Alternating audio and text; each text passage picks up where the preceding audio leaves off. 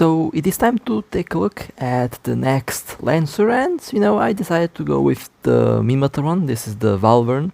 Honestly, I am in love with how this thing looks. It is very similar to the Naglfar, although it does appear to be less tall and more chonky. But nonetheless, you can't really get a good look on this thing from the station, so I'll show you how this thing looks outside. Now the stats, the roll bonus is basically the same roll bonus as with the previous Lancer. Same plate, same shield extender bonus, and of course the energizer. The Valravn does use cannons, and it has a very decent bonus on overall cannon damage and activation time. Does also, get a bonus on fall off and overall range, which is nice. But this is something that surprised me. A bonus on shield, which is okay, and a bonus on armor repairs. This is a new one. This is completely new. So this Minmatar ship can do a armor or shield tank. Usually the it's a Minmatar ship. It's to be expected, but for a capital, this is kind of unique, and so far we haven't seen this. But this thing can do a armor or shield tank, and of course it can use plates or extenders. For high slots, 5 medium slots, 8 low slots, 3 combat and 3 engineering rigs.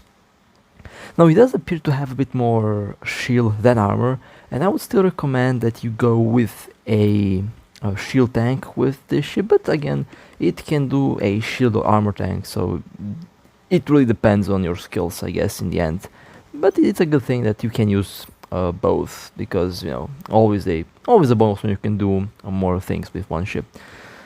Now the builds. I'm using the autocannons, which will be replaced with barrel weapons when I undock with this thing, and the Iron Hammer Explosion Annihilator is basically the Doomsday for this ship, although you can fit any other Doomsday here. This is the Minmatar one, but it's kind of funny that you can fit all the Doomsdays in basically all of these ships.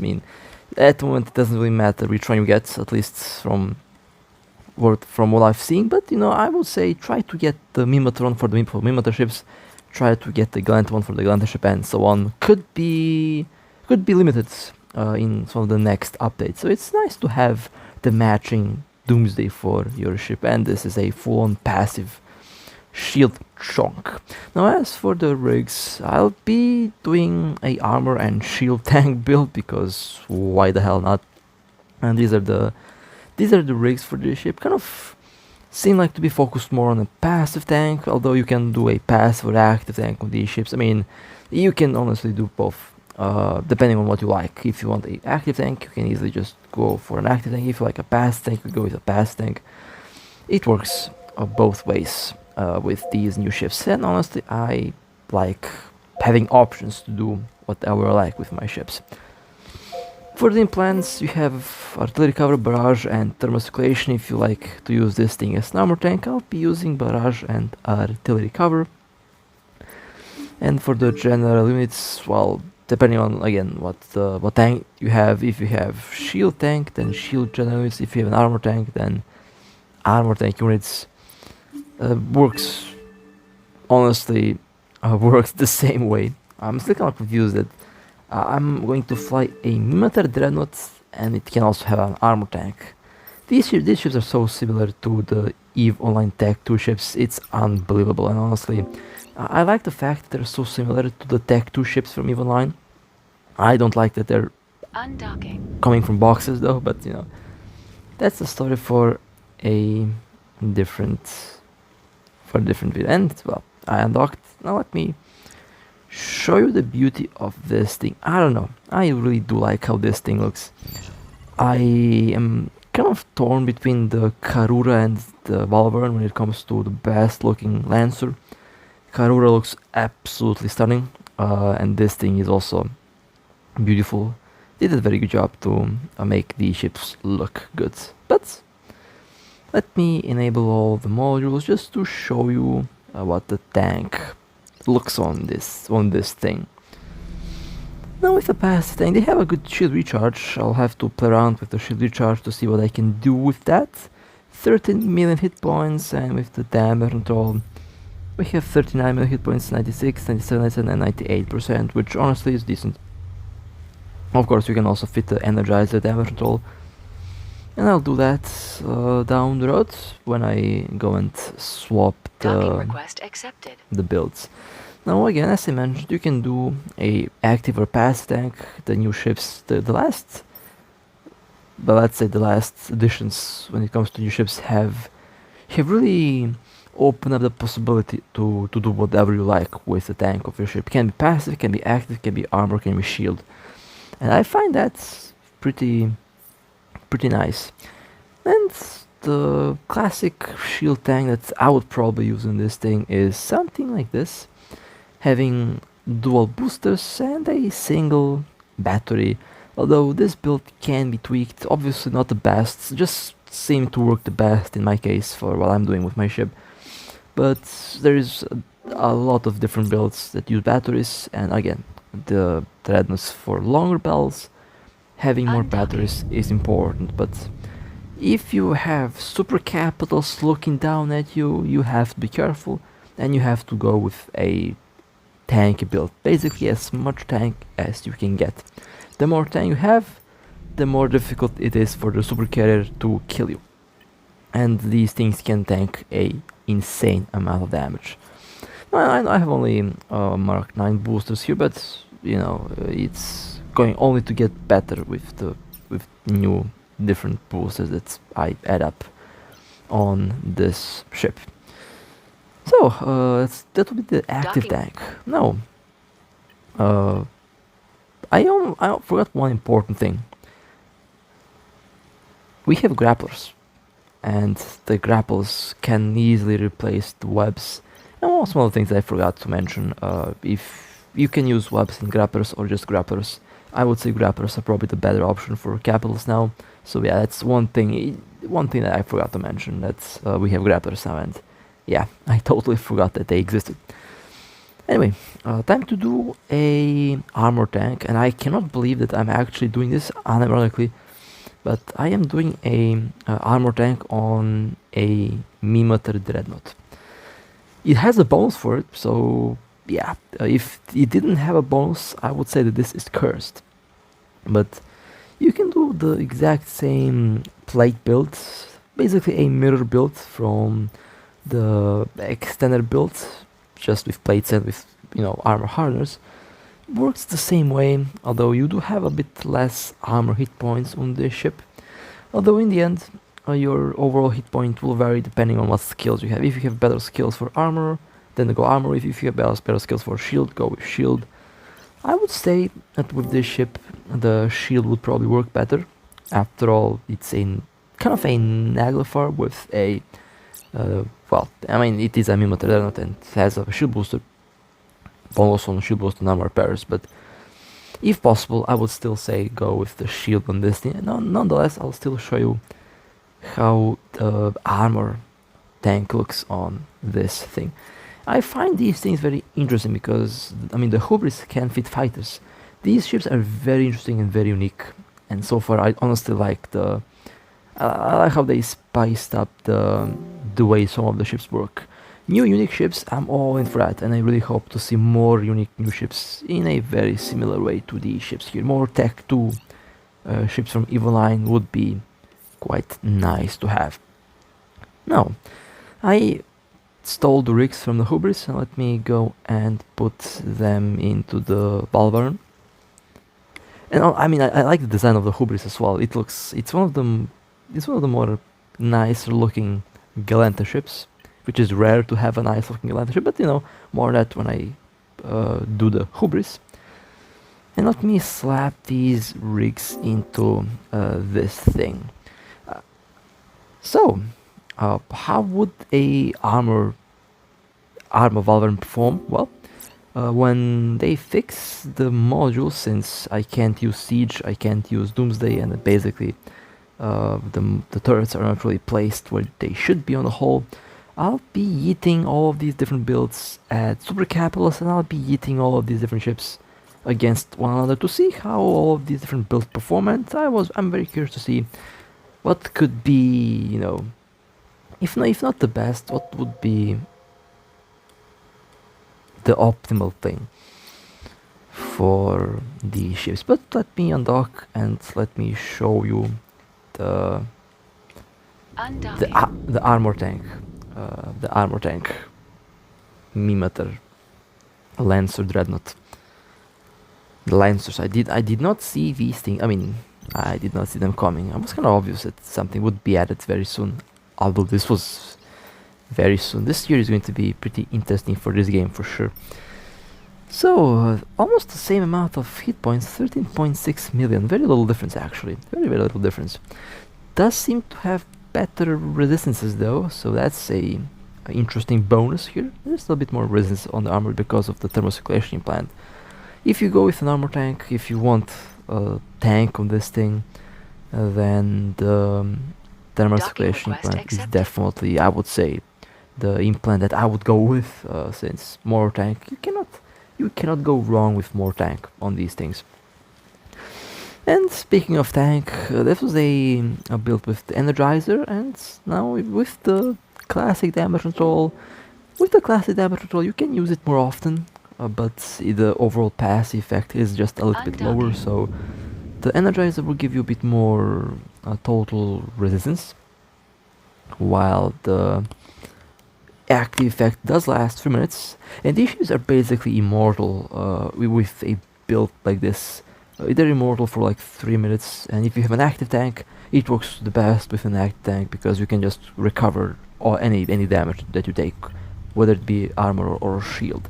So that Energizer module is definitely a lifesaver against super capital hot drops and against hot drops in general. So that module is going to be very, let's say, useful for the ships, especially if, again, if you are constantly under the threat of super capitals, then a Energizer, the damage control, is definitely going to be very useful. I mean, 99, 100% resistance, yeah, you are not going to be killed in 3 seconds with that type of tank and with this amount of shield or armor hit points. It's just a floating brick, and it's not going to be that easy to get wrecked. And I'd say, if you're planning to use the Doomsday, the Energizer is definitely going to be very important, since you can jump through the gate, you can dock actually, but you can jump, you can warp if you use the Doomsday. So having the Energizer is a very important thing if you are under the constant threat of a super capital hot drop. And this would be a armor tank build that I used on the Revelation, that I would still probably use on the Revelation. Full tank, active tank, and a Energizer against super capital hot drops would be very nice to have on such a boat. Kind of a very evil build when I think about it, because you can white out the Doomsday cooldown, or should I say the Doomsday penalty. You should be. I kind of forgot how much. The time here is not really accurate, but with the Energizer, if you get hot dropped, you should be able to outlast the penalty to get from using the Doomsday. Again, that needs to be tested even more when the module actually starts to work properly. Well, that's a pretty solid tank as well. I mean, overall, a tank like this should last quite a while. I initially expected the Lancers to have buffed shield and armor resistance. I expected them to be like the Navy battleships, to be honest. Although, again, at one point we will get Navy Dreadnoughts, so I guess I guess they saved the extra CHONK for the Navy Dreadnoughts, and when we do get Navy Dreadnoughts, you can expect them to be even more tankier than the. I mean, you can expect them to be probably the tankiest capital, the tankiest normal capital in the game. You can expect them to have easy default like 80% resistance. But if you look at the Navy frigates and if you look at the Navy battleships, that's basically what I expect to see from the Navy Dreadnoughts. I expect them to have a very similar resistance layout to the navy battleships and navy ships in general. And if that's the case, if you want the Lancers have a interesting purpose. I mean, they are basically, they have Doomsdays, right? And they also have some E-war capability with the Doomsday, which is honestly a very important asset when it comes to fleet warfare. Now, in my case, for my use, if you are a small corp and if you don't have the manpower to basically operate a vast moving operation, or if you just don't have enough manpower to protect one of these ships, then you can't really rely on no numbers and things like that. So I guess for players like me who don't have a big corp, for players that use these ships or use Dreadnoughts in a more solo way, I would say Lancers are not really perfect for us because they can be tanky, but it does require some effort to make a proper tank Dreadnought at the moment. So it's not impossible. I mean, you can make a good build, a good tank, which obviously was shown here, but tanking a navy battleship or frigate is much easier. And with the navy Dreadnoughts potentially having vastly superior resistance to the Lancers, it is going to be much easier to get like 98-99% resistance on these things. And if you built your navy Dreadnought in such a way, it is practically going to be nearly impossible to kill it in a super capital hot drop. I'm talking about like a 97-98% resistance without damage at all on maybe 2-3 million shield or armor hit points. There's no way in hell that you get killed in 5 seconds by a super capital with such tank. It's impossible. Mathematically, it's impossible. And you also have the Energizer on top of that, and you have the damage roll, so we're looking at 100% resistance potentially on a navy Dreadnoughts, which means practically immortal.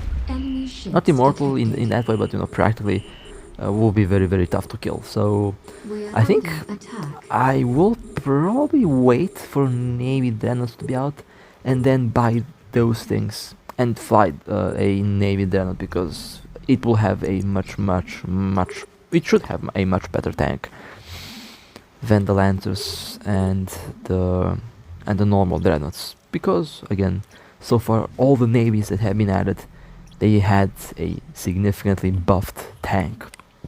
All of the navies are bricks, and the navy Revelation, for example, or the navy Naglef are, on top of having presence, for example on the Revelation and on the Phoenix, on top of having bonus on resistance, you also have a default high resistance profile, so you can only imagine how tanky those things will be.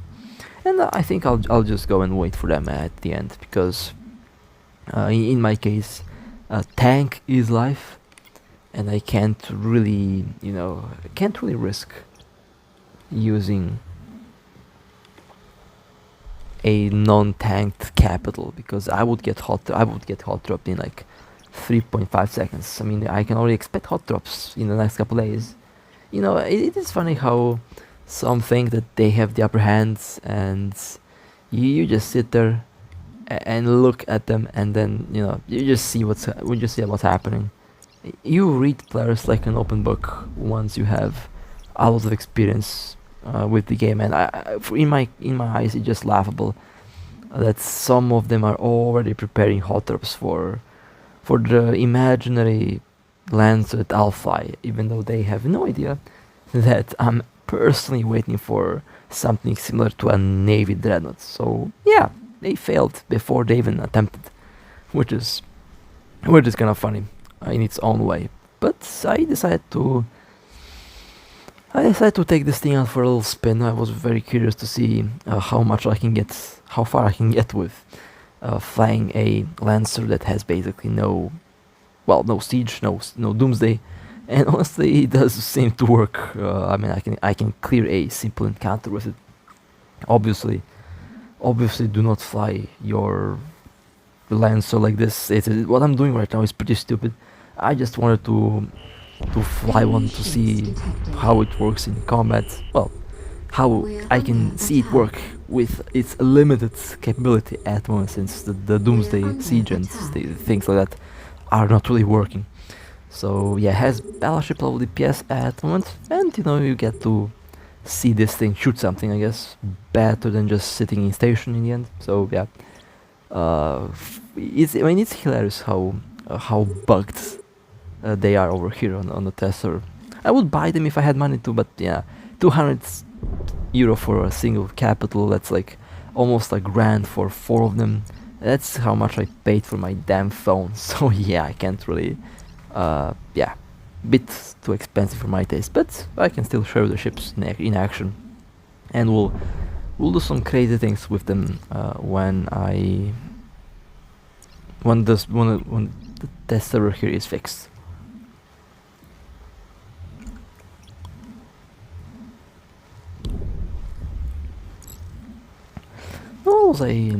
What was the other thing that I wanted to mention? I did talk about the Grapplers that I forgot. I forgot the Grapplers in the entirety. Like, I recorded all of them, and all of the videos are already uploading. I totally forgot that we have Grapplers. They have this: the closer the target is to your ship, the stronger the grappling effect will be. And for capitals, for Dreadnoughts, that's honestly a very good module to have. Will basically make you hit the target much easier, and has a longer range as well. So definitely more usable on capitals than a normal ordinary web. But you know, in the end, you can use whatever module you like. I mean, you can even use Nosferatus, neutralizers. In some cases, if you plan to shoot sub-capitals, the neutralizers will definitely be a good job. Will do a good job, since the neutralizers have been changed a while ago, and they have a very nasty effect on the sub-capitals nowadays.